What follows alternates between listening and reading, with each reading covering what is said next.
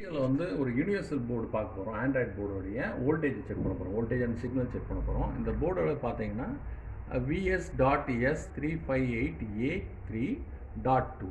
சரி, இதோடைய வோல்டேஜ்லாம் பார்க்க போகிறோம். பிஃபோர் தட் இதில் வந்து நம்ம ஸ்டாண்ட் பை வோல்டேஜ் பார்க்க போகிறோம். ஸ்டாண்ட் பை வோல்டேஜ் ஒரு போர்டுனா ஸ்டாண்ட் பை வோல்டேஜ் இருக்கும். ஸ்டாண்ட் பைனா சுவிட்ச் வரத்துக்கு முன்னாடி, சுவிட்ச் ஆகாததுக்கு முன்னாடி பாருங்கள் இதோட வோல்டேஜ் வந்து நமக்கு என்ன வருதுன்னு பார்ப்போம். இது வந்து ஒரே நிமிஷம். இந்த வோல்டேஜ் வந்து பார்த்தீங்கன்னா இதில் நமக்கு ஆவரேஜ் வந்து இல்லை, ஒரே நிமிஷம். கனெக்டரில் என்ன வோல்டேஜ் வருது பாருங்கள், 11.7 வோல்ட் வருது.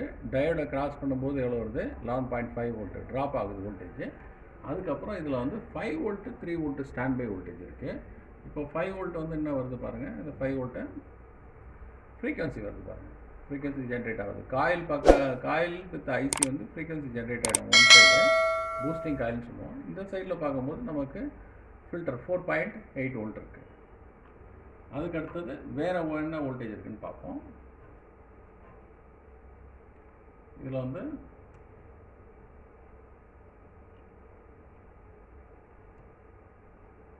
இதெல்லாம் எதுவுமே வோல்டேஜ் இல்லை.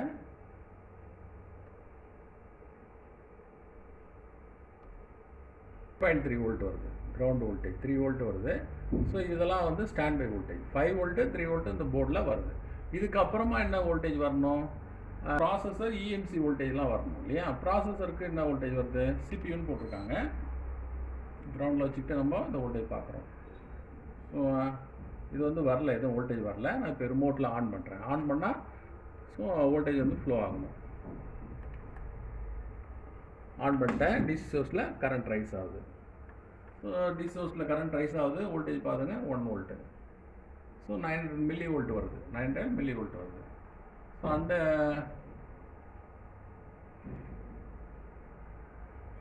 இது வந்து 3 வோல்ட்டு ஸ்டாண்ட் பை வோல்டேஜ். நம்ம இங்கே தான் இருக்குது 3 வோல்ட்டு.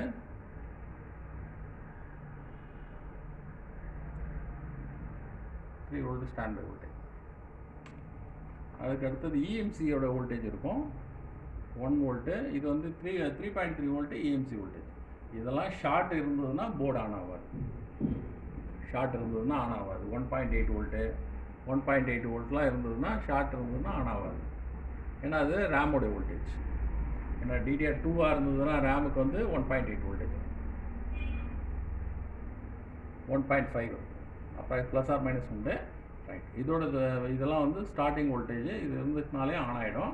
சரி, அதுக்கப்புறம் வந்து நம்ம டேட்டா ட்ரான்ஸ்ஃபருக்கு வந்து 1.1 வோல்ட் அதுக்குள்ளே வரும். ஸோ நம்ம அதை இங்கே வந்து இங்கேயே செக் பண்ணிக்கலாம். இதில் வரல. நான் அந்த பின் வந்து எங்கேருந்து என்ன ஆர்டரில் கனெக்ட் ஆகிருக்கோ அதை பொறுத்து வரும். சரி, நம்ம ஃப்ரண்ட்லேயும் பார்த்துக்கலாம். இதில் பாருங்கள், இந்த பேனலோடைய வோல்டேஜ் பாருங்கள்.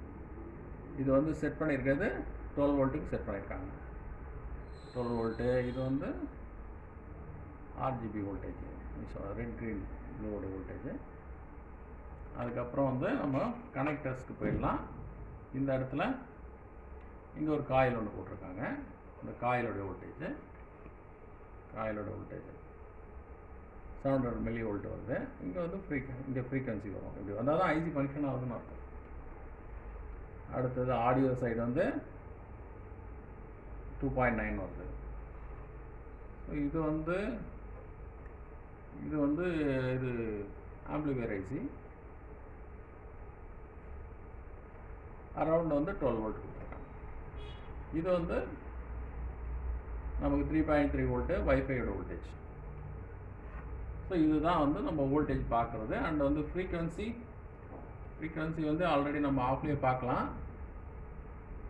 பார்த்தீங்கன்னா ஃப்ரீக்வன்சி வந்து வருது. ஸோ ஃப்ரீக்வன்சி இருக்கிறதுனால தான் வந்து போர்டு வந்து ரன் ஆகுது. இல்லைன்னா இந்த சிப்பு டெட்டாக இருந்தாலும் ஒர்க் ஆகாது. ஆஃப் பண்ணிட்டேன். இதில் வந்து கரண்ட் வந்து 0 ஆகிடுச்சு. நம்ம கிறிஸ்டல் மட்டும் நல்லா இருக்கா இல்லையான்னு பார்த்துக்கலாம்.